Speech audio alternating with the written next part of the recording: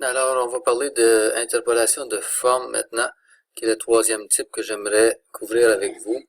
Je vais faire un symbole, une étoile comme ça.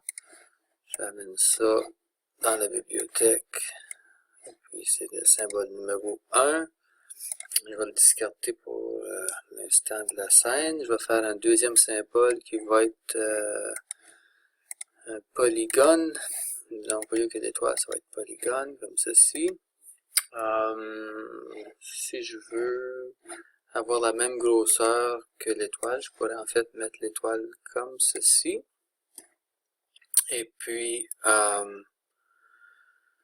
je pourrais utiliser une deuxième calque pour faire mon polygone. Donc, cette calque-ci, la calque 1, en fait, je vais la barrer pour qu'il n'y ait rien qui se passe. Je vais m'en aller sur calque 2. Je vais faire mon polygone à peu près de la grosseur que je pense. Et puis, je vais m'assurer de tout le prendre pour le déménager. Donc, qui est à peu près la même grandeur. Je vais, juste pour être un peu perfectionniste, je vais aller comme ça ici. On va l'amener à peu près à la même chose. À peu près comme ça. Je vais prendre mon outil de sélection et puis j'en fais un symbole. Donc, j'ai deux symboles. En fait, j'ai deux calques. Maintenant, je vais tout simplement déliter tout ce qui est sur la scène. Là, j'ai calque 1 et calque 2. Pour pas que ça soit mélangeant, je vais enlever calque 2. Je vais la supprimer. Et puis, disons que je mets mon polygone ici. Et puis, je voudrais le voir immobile pendant une seconde. Donc, à 24, je vais faire une insertion d'image clé F6 sur votre poste. Donc, pour une seconde, il n'y a rien qui se passe avec ça. Maintenant, à partir de là, je vais vouloir qu'il se transforme en quelque chose d'autre. Donc, je vais faire insertion ici d'une image clé vide. Donc, image clé vide ici. F7 sur votre clavier. L'image clé vide, on la détecte parce que il y a un petit rond qui est vide. Si je le compare avec le rond qui est rempli, qui est noir ici à côté, ça c'est une image clé. Ça c'est une image clé.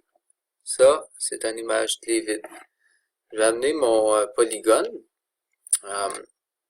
Maintenant, j'aimerais ça voir où était l'ancien polygone pour le mettre vis-à-vis. Un outil que vous pouvez utiliser pour faire ça, ça s'appelle la plure d'oignon. C'est juste ici, dans votre section du scénario en bas. Plure d'oignon va te permettre de voir le passé dans ta ligne de temps. Tu peux retourner jusqu'au premier frame si tu veux. Comme ceci. Fait que là, je peux enligner mon nouveau polygone pour qu'il soit à la même place. Là, je vais enlever la plure d'oignon. Je vais la désactiver. Je n'ai plus besoin. Et puis, pour que je fasse une interpolation de forme, ça veut dire que cette forme-là va devenir une autre forme. Il ne faut plus que ce soit un symbole. Il faut le dégrouper. Il faut enlever l'élément de symbole groupé là, qui est représenté par le carré bleu que tu vois ici. Pour faire ça, tu peux aller à modification et puis faire séparer. Ou si tu préfères, tu peux faire CTRL B. Ça va le séparer. Maintenant, je voudrais que la transformation se passe, disons, sur une durée de 1 seconde. Fait que je vais aller à 50. Je vais faire une insertion d'une image clé vide. F7 sur votre touche raccourci. On voit qu'elle est vide, là, le rond n'est pas rempli. Donc, il n'y a rien dedans encore. Là, je vais aller chercher mon symbole d'étoile. Encore une fois, j'aimerais ça placer mon symbole d'étoile vis-à-vis le symbole du polygone. Je vais allumer la plure d'oignon, qui est ici.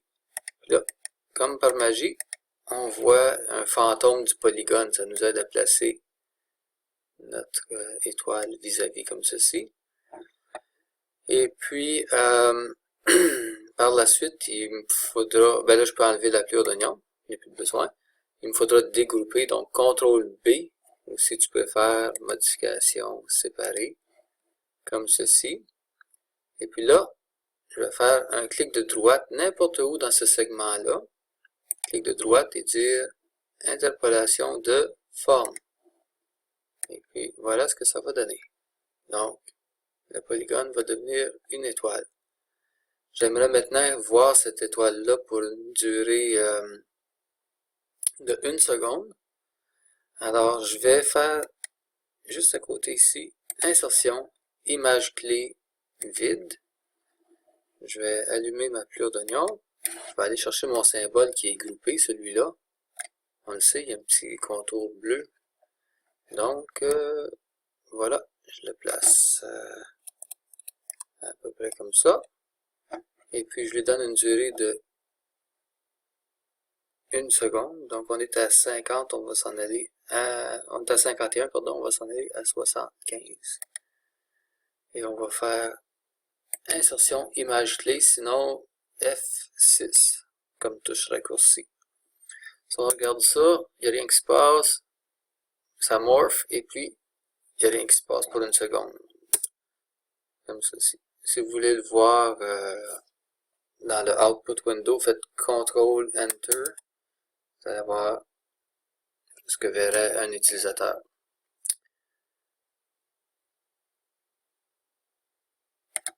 Donc, ça c'est la technique d'interpolation de forme. Si je veux, je vais annuler la plure d'oignon, je pensais que je l'avais fait. Si je veux faire plus de manipulation, je pourrais me placer dans le premier segment. Je pourrais aller dans les propriétés et puis cliquer sur le symbole.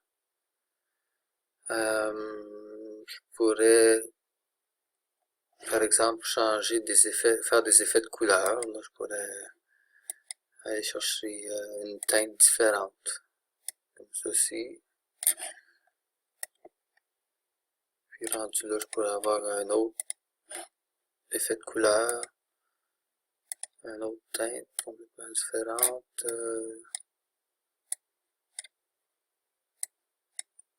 Ça devient vert, comme ceci. Et que là, ça va faire un effet comme ça.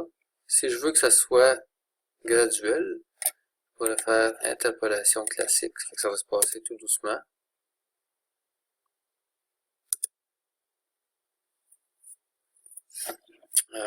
À la fin ici, si je veux m'amuser avec l'étoile puis la faire pivoter, je pourrais faire ça aussi.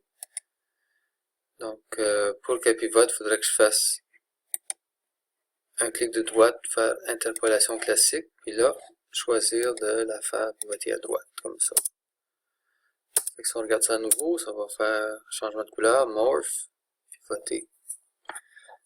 Si je veux que l'étoile s'éloigne, qu'elle sorte de la scène, je pourrais la faire sortir comme ça. Peut-être agrandir la durée pour que ça se passe un petit peu plus longtemps. Donc, si vous voulez agrandir, cliquez une fois, cliquez une deuxième fois. On va aller jusqu'à 100, comme ça. On va faire CTRL Enter.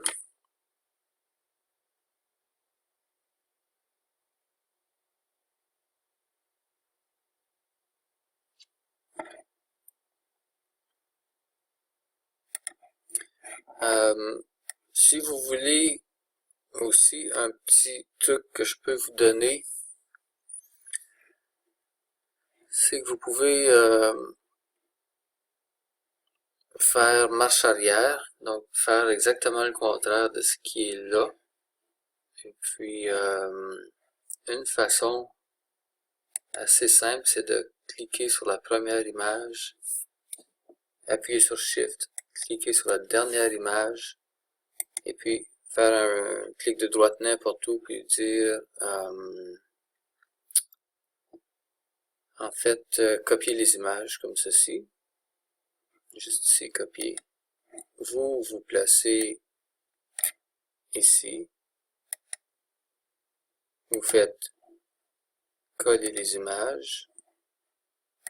Vous vous assurez que ceci c'est bien bleu. La première frame, le 101 ici. Vous allez complètement à la fin, appuyez sur Shift, cliquez. Si ça n'a pas marché, ça se peut que ça ne marche pas. Faites tout simplement, partez de l'image clé, le frame qui est vide juste ici. Et puis, ça c'est un petit peu tricky, je vais partir comme ceci. Voilà. Venez-vous-en jusqu'à 101, juste là. Et puis faites Inverser les images. Donc là, vous allez faire marche arrière. Fait que si on regarde ça en contexte, voici ce que ça donne.